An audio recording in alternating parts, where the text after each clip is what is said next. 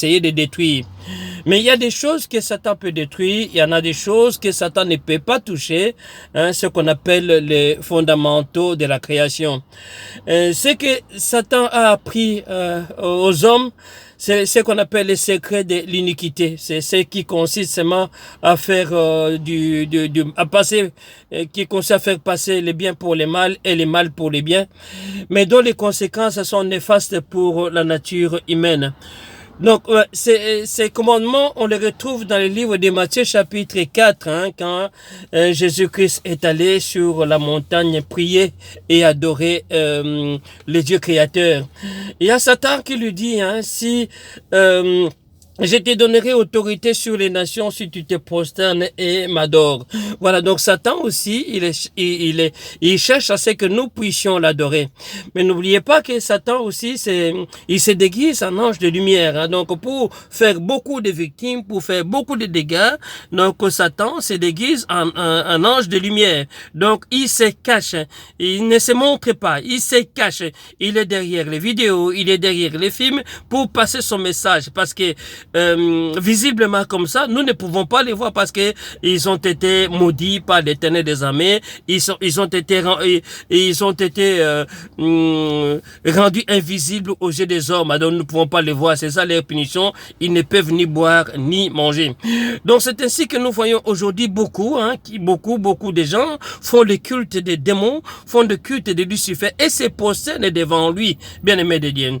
Dans la mesure où tu deviens dépendant de quelque chose, dans la mesure où tu deviens dépendant de la bouffe, dépendant de la femme, dépendant de l'homme, dépendant de l'argent, dépendant des vols, dépendant de tout ce que nous connaissons comme œuvre de la chair, là dans ce cas, vous vous prosternez ou bien tu te prosternes devant ces démons-là, parce qu'il est aussi un Dieu.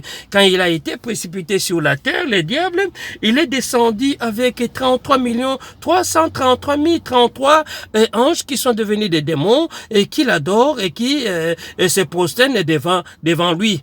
Il essaie d'intimider les gens humains, il essaie de nous intimider pour tout simplement nous avoir dans ses filets. Donc, bien aimés dans le Seigneur, mais cette gloire-là aujourd'hui, nous la retrouvons chez les hommes maintenant. Les hommes aiment bien se faire glorifier. Les femmes aiment bien se faire glorifier également. Quand on dit à une femme que tu es belle, quand on dit à un homme que tu es bien habillé, tu es beau, c'est une certaine gloire que Satan transmet au genre humain.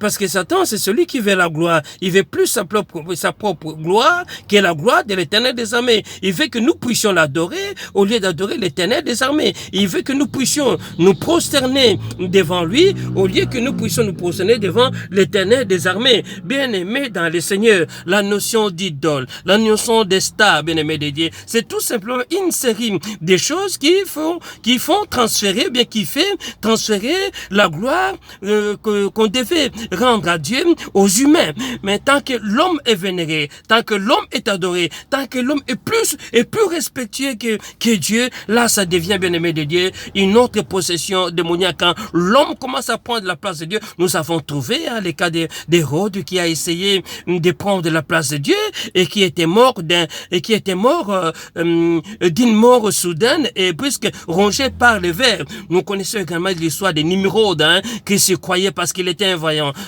chasseur, il se croyait être Dieu, il se croyait être Dieu, hein, et il fallait voir la suite, la mort de Nimrod, c'était une mort humiliante parce que c'était un moustique qui est entré dans son nez et il a fait un